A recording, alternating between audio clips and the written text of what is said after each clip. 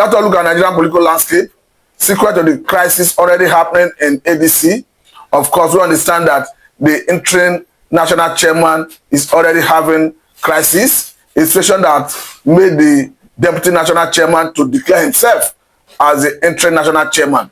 Of course, perhaps this is the reason they say Tinubu is a master strategist.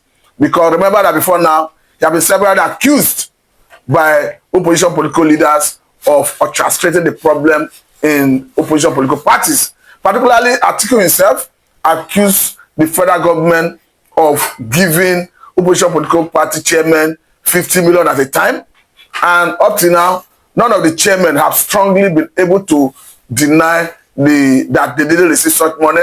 And beyond that, we probably understand that someone like Obi at the point accused federal government of orchestrating the crisis that is brewing in Labour Party and PDP.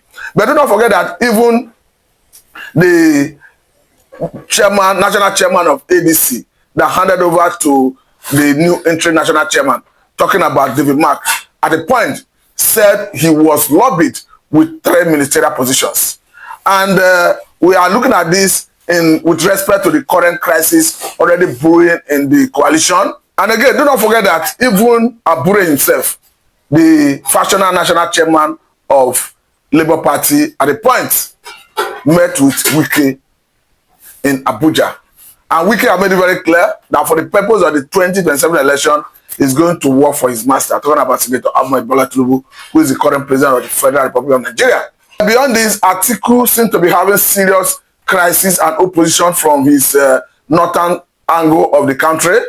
And of course, we are even seeing someone who titled before now was not the support of Obi coming hard on Atiku, and even seeing Obi as the one that will eventually be able to unseat the current president, talking about Tinubu. Of course, we all know that Obi is already making inroad into the north, and it has been established that the south should be allowed to complete their 8 years in Aso Rock. So perhaps that is the reason Atiku is fast losing influence and Obi seems to be gaining more ground in the north. This one is coming from the son of the former governor of Kaduna State, talking about Nasir El-Rufai. And reading from Vanguard, he said Obi, not Atiku, has better chance against Tinubu in 2027. El-Rufai's son. He go further to say that Bachi El-Rufai, son of former Kaduna State Governor Nasir El-Rufai, has stated that P2B, the Labour Party's 2023 presidential candidate, will be more likely to defeat President Bola Tinubu in 2027 elections. El-Rufai said in a post on X on Thursday that Obi, not former Vice President Atiku Abubakar, stands a better chance against President Tinubu if Obi pick a formidable northern vice presidential candidates. Then meanwhile, we are going to equally be looking at the crisis rocking the ADC. Let me quickly read from the Daily Post. He's saying leadership crisis loom in ADC as Nafiu Bala declares self-interim national chairman. Remember that the bank have taken over that responsibility, but we have seen a situation where the crisis is coming up. But he goes further to say that a leadership crisis is brewing in the opposition coalition back African Democratic Congress, ADC, as a Gobe-born politician, Nafiu Bala, on Thursday declared himself as the interim national chairman of the party. The position is currently held by former Senate President David Mark. Mark was declared ADC international chairman after the opposition coalition adopted the party as its platform.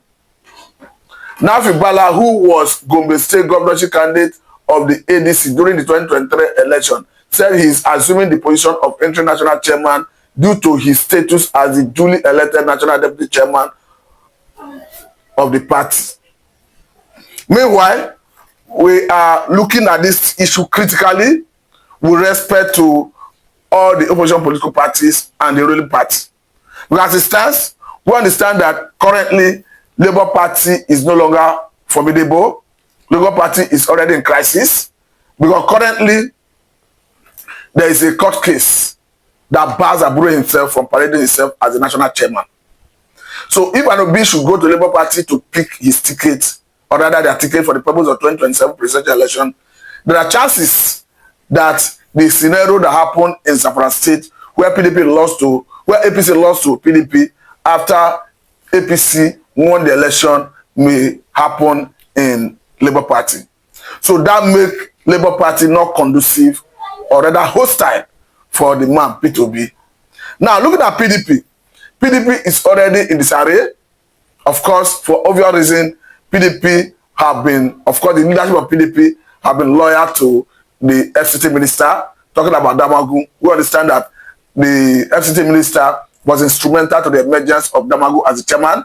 And not just that, the FCT minister, the Wike himself, looks as if he's a master of the game when it comes to changing chairman and bringing chairman on board in that PDP. We saw how he enlisted Uche Secondus into that office. And of course, at the nick of time, he's the one that equally removed Uche Secondus. We can go on and mention other people, other persons who occupied that position through the effort of Wike. And Wike, at the end of the day, showed them the way out of that office. So it got to show that actually the PDP is not a formidable platform currently.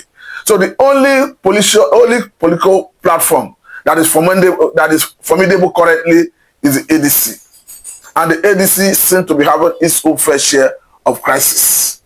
And again, this brings us to the point where federal government has severally been accused of orchestrating the problem in the opposition political parties. Remember that at the point, even the president himself, Tinubu himself, said he derived joy when he see opposition parties in crisis, though he denied of being responsible for the crisis in those parties. But they say it's a thing that gives him joy. And as we just understand that severally, the federal government have been accused of orchestrating most of all this problem. But the way it is, I'm making it very clear that it is irrespective of the problem in ADC, in Labour Party, or whether the position of Atiku himself, the South must be allowed to complete their 8 years in Aso Rock, because that tacit agreement must be respected. That understanding that the North have governed for 8 years and the South must have their own 8 years turn must be respected, because obviously the North had their 8 years under the former president, talking about Muhammadu Buhari, and now Tinubu is in the saddle. He will be completing his first 4 years by the end of 2027. By in 2027. And again, like I would say, if the North are no longer comfortable with the government of Senator Amabala Tinubu, perhaps because of the hardship that comes with his policies, there is an alternative in P2B. Of course, in P2B, they have been proven as someone that knows the way with her to address Nigerian challenges, particularly when it comes to prudent management of government resources. He's an expert in that area. He demonstrated it as a governor of Anambra State. And again, when it comes to cutting the cost of governance, I don't think anybody can do it better than P2B, because he have done it in the past and nobody have that record. Nobody have been able to beat the record. Of course, as the only governor who left reasonable amount of money after he left office in Anambra State, I don't think any other. Of course, he came up on air the other day to challenge every Nigerian who have governed in the state to show his scorecard, the amount he left behind for his successor. I don't think anybody have come up to invalidate that his statement or to challenge him. So the bottom line is that the South must do 8 years in Aso Rock. And of course, I think that best explain the reason the president the other time when the government met with stakeholders from the North, of course, Baononuga was making it very clear that the North should wait for their turn. Talking about 2031, when the South would have completed 2 terms of 8 years, 4 years each. I think that is just understandable. But currently, I think the northern stakeholders are beginning to understand and buy into that argument or rather conversation, because seeing what actually came from the son of Nasir El-Rufai, the former governor of Kaduna State, because this is someone who before now was having a stiff opposition to the man, P2B.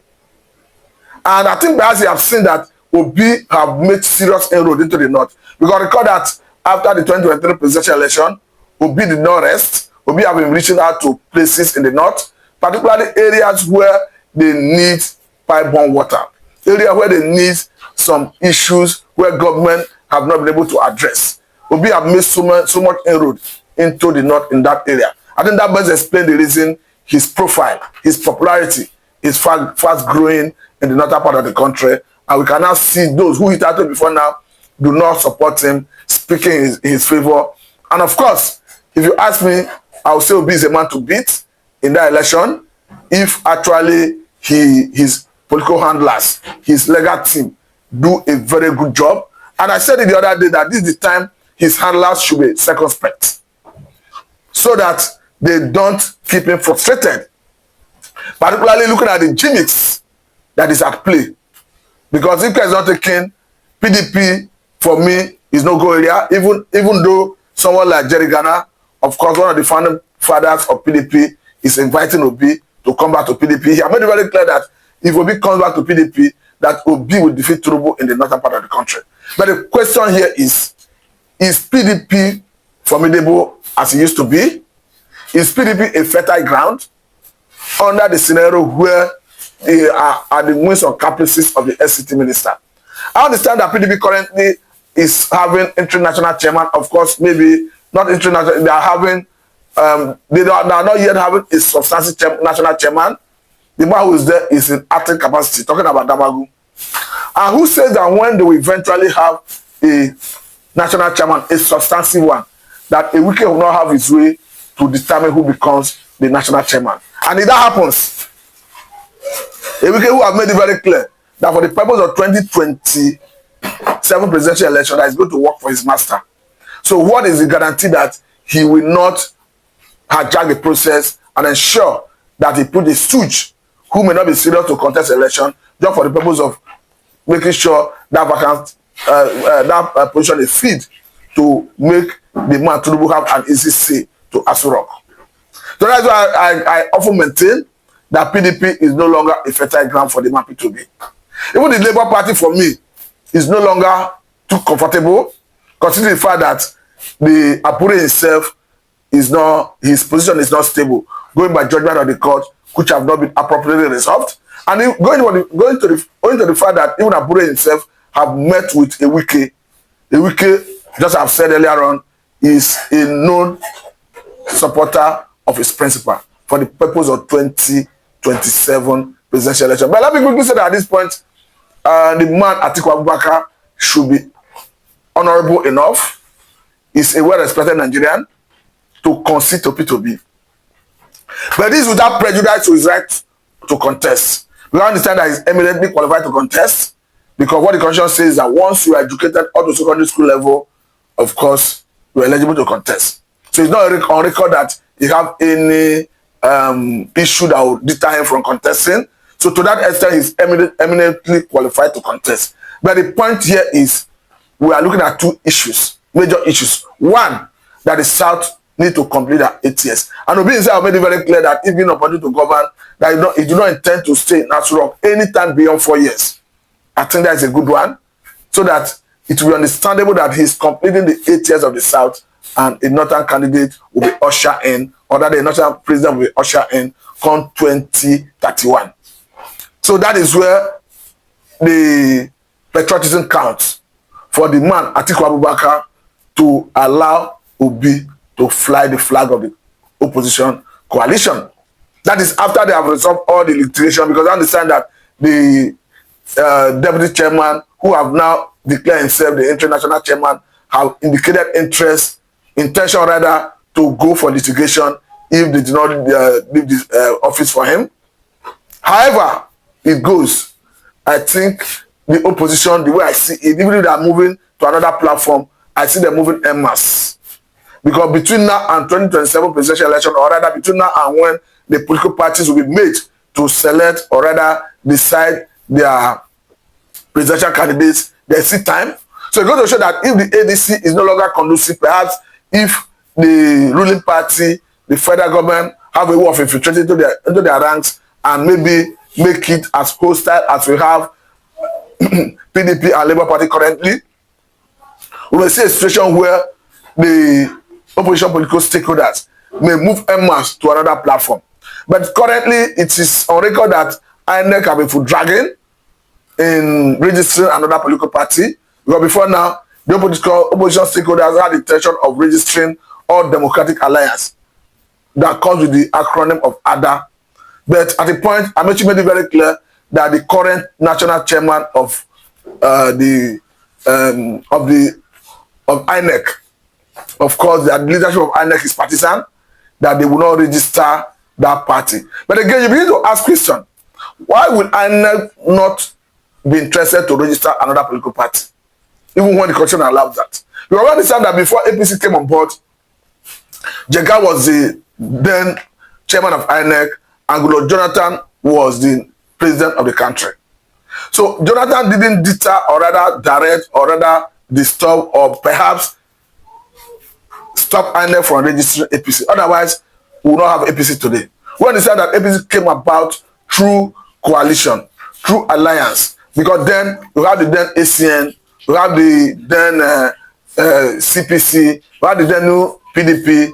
They all came on board to form the APC, courtesy of INEC registering the party. But currently, we are seeing a situation where INEC have been accused of being partisan and that they are not likely to register another political party. And it turned out to be true.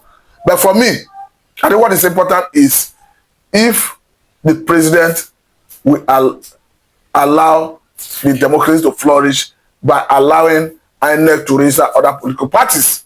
Because if you claim that your government is working, if you claim that your transformation is the best for the country, if you claim that your transformation is yielding results, at least you should test your popularity at the pool. That's why I sit as a person. Because the way it is, you look as if the government of the day is running away from confronting other opposition political parties or other leaders at the pool. Of course, at the time, the Senate president made it very clear that the way it is, that Tinubu is going to be a sole candidate in that 2027 presidential election. Perhaps that is what they are working towards. But I must say that that is not healthy for our democracy. Because the best for democracy, the beauty of democracy is the availability of choices for Nigerians to make. If you are running a program, your manifesto, and you believe your manifesto is better than alternative that may be provided by opposition political parties, of course, the provision or the opportunity of going to another pool is an avenue for you to test it. And again, let me quickly say that the power of incumbency, what they ought to do is, because you have been in the saddle, because you have been performing, it will now make you now enjoy yourself into the heart of the people, and they will vote for you. Not what we have in Nigeria, a situation where power of incumbency means the ability to muzzle opposition, the ability to use your position to stifle the system and ensure that everybody follow, or rather you whip people into line. Because currently, we are seeing serious issue in Nigeria, a situation where maybe it is part of the reason they say Tinubu is a master strategist. Because we are seeing opposition parties jumping into APC from all nook and cranny. We saw what transpired in Delta State, a situation where the incumbent governor of Delta State and the immediate past governor emptied all the structures of the party into APC. And of course, if you look at Delta State, this is a state that put in PDP from a session of the national democracy in 1999. The same thing that transpired in Akwa Ibom, where Governor Eno, of course, emptied all the structures of PDP into APC. And if you even look at Akwa Ibom too, this is a state that have enjoyed, that have stayed and benefited from PDP for the inception of the national democracy. So you begin to wonder, why is this happening? Is it because people are being muzzled? Is it because people are willingly defecting?